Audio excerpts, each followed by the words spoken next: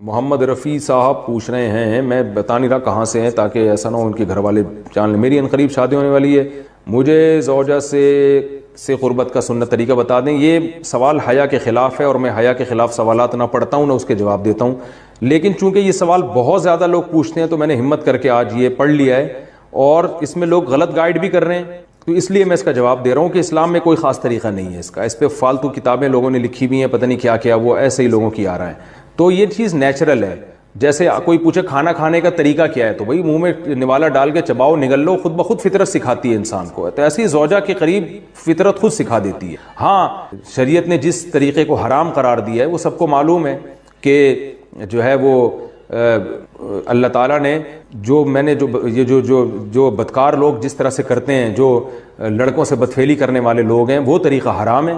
تو باقی اللہ تعالیٰ نے میاں بیوی کا معاملہ رکھا ہے، ایک دوسرے کا لباس ہے، تو کمرے کی باتیں ہیں وہ جیسے چاہیں مناسب سمجھے، وہ ان کا اپنا ذاتی عمل ہے، اس کا کوئی خاص طریقہ نہیں ہے، اور یہ نیچر انسان کو خود سکھاتی ہے، نہ یہ طریقے نہ کسی سے سیکھنے کی ضرورت ہے۔ بعض لوگ تو حد درجے کی بے شرمی کرتے ہیں، وہ شادی سے پہلے جو ہے وہ فحش فلمیں دیکھتے ہیں تاکہ ہمیں طریقہ آ جائے۔ یہ انتہائی درجے کی بےہودگی ہے، انتہائی درجے کی ایک لعنتی عمل ہے یہ۔ تو یہ کوئی خاص طریقہ نہیں ہے، میاں بیوی ایک دوسرے کا لباس ہیں، وہ جس طرح سے ایک دوسرے کو سیٹسفائی کر سکتے ہیں وہ کر لیں، تاکہ ان کی توجہ کسی اور طرف نہ جائے، وہ حلال کی تسکین ان کی بند کمرے کے اندر ہو جائے۔ اور یہ باتیں لوگوں سے شیئر بھی نہیں کرنی چاہیے۔ آج یہ بھی ایک حرام کاری ہو رہی ہے، میں بہت سخت الفاظ استعمال کر رہا ہوں اس لیے کہ یہ، اور میرے پاس کوئی ہلکا لفظ نہیں ہے۔ وہ کیا ہوتا ہے کہ مرد اپنی زوجہ سے ہم بستری کر کے اس کے راز دوستوں کے سامنے فاش کر رہا ہوتا ہے، میں نے ایسے کیا، میں نے ایسے کیا۔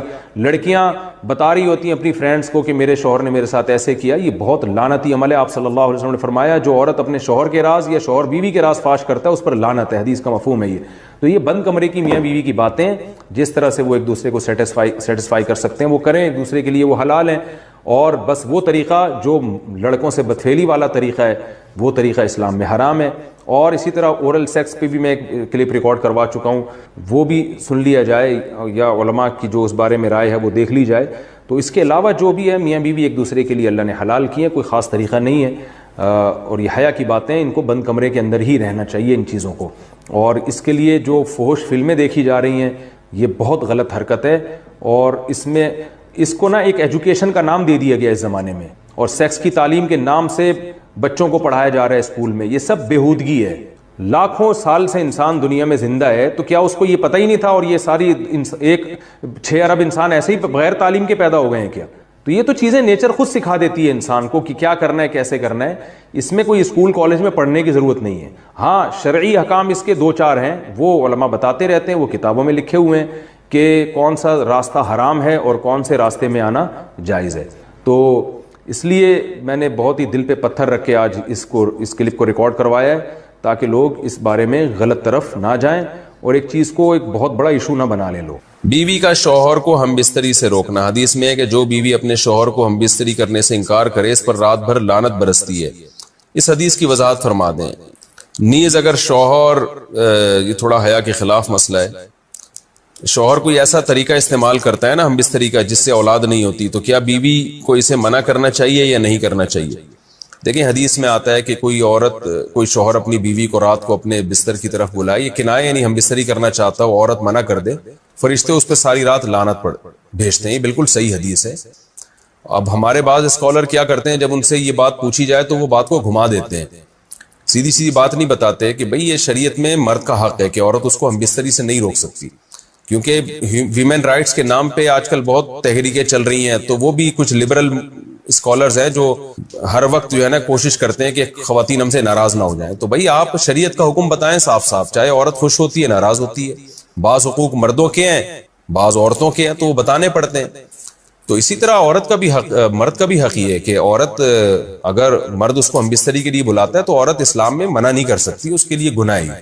ہاں، بیمار ہو تو ایک الگ بات ہے، بخار ہے اس کو، کوئی واقعی بیماری ہو تو پھر ایک الگ بات ہے، نارملی اس کو اجازت نہیں ہے کہ وہ شوہر کو منع کر دے، بلکہ اس میں حدیث میں بہت سخت تاکید ہے۔ آپ صلی اللہ علیہ وسلم کی ایک حدیث میں یہاں تک فرمایا کہ عورت اگر یعنی چولہے پہ ہو، روٹی پکا رہی ہو، اس طرح کی حدیث کا مفہوم ہے، یعنی بہت بزی بھی ہو تو بھی اس کو اپنے کام کو چھوڑ کر شوہر کی خواہش کو پورا کرنا پڑے گا۔ اور یہ نیچر کے بھی مطابق ہے، کیونکہ مرد میں جب یہ سیکس کی خواہش پیدا ہوتی ہے اور اس کو کچلا جائے تو مرد بہت زیادہ ڈسٹرب ہوتا ہے. خواتین اس میں اپنے آپ کو مردوں جیسا سمجھتی ہیں، وہ سمجھتی ہیں ہمارا اس میں وہی حق ہے جو مرد کا حق ہے. بھائی اللہ نے دونوں کی ڈیزائرز میں زمین آسمان کا فرق رکھا ہے، تو مرد کو بہت زیادہ نقصان ہوتا ہے اس سے، وہ بہت زیادہ مینٹلی ڈسٹرب ہوتا ہے اس سے، کیونکہ اللہ نے یہ ڈیزائرز عورت کی نسبت مرد میں بہت زیادہ رکھی ہے، تھوڑی زیادہ نہیں بہت زیادہ رکھی ہے. تو میڈیکلی یہ بات ثابت ہو چکی ہے.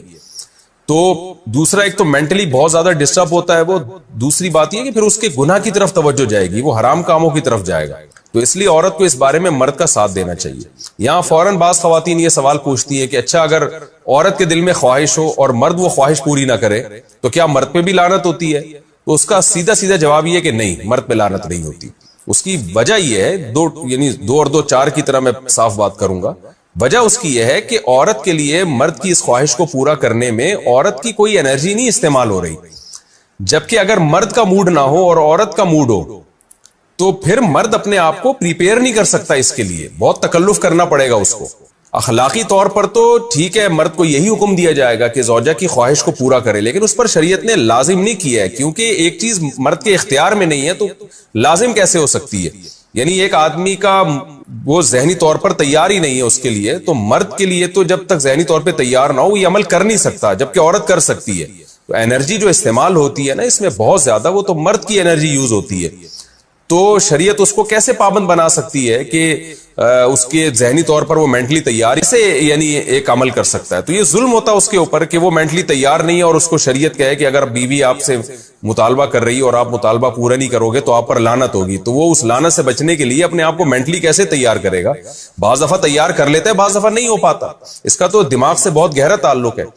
تو اس لیے مرد کے لیے تو شریعت نے حکم یہ کیا ہے کہ 4 مہینے میں کم از کم ایک دفعہ اس پر لازم ہے کہ وہ اپنی زوجہ کی خواہش کو پورا کرے. اور ویسے جب زوجہ میں خواہش ہو تو اخلاقی طور پر مرد کی ذمہ داری ہے کہ وہ اپنی زوجہ کی خواہش کو پورا کرے، لیکن شریعت نے اس پہ واجب نہیں قرار دیا کیونکہ یہ اس کے اختیار سے اوپر کی چیز ہو جائے گی. باقی عورت کے لیے اختیار ہے اس کو، ہاں بیمار ہے یا مینسز ہیں وہ تو پھر تو ایک ویسے ہی مینسز میں ہم بستری جائز نہیں ہے. باقی رہا یہ مسئلہ کہ خواتین پھر یہ کہتی ہیں کہ اسلام نے تو پھر مردوں کو بہت زیادہ حقوق دے دیے، تو ایسا نہیں ہے. اگر یہ حق اسلام نے مرد کو دیا ہے تو بہت سارے حقوق عورت کو بھی تو دیے ہیں نا، بہت سارے عورت کو بھی تو حقوق دیے ہیں کہ جو خود پہنتے ہو، جیسا معیاری لباس خود پہنتے ہو اپنی بیوی کو بھی ویسے ہی معیاری لباس پہناؤ، جیسا معیاری کھانا خود کھاتے ہو حدیث میں آتا ہے ویسا معیاری کھانا بیوی کو بھی کھلاؤ. تو یہ بھی تو عورت کو بھی تو حقوق دیے ہیں. ہماری خواتین جس ویسٹرن کلچر کو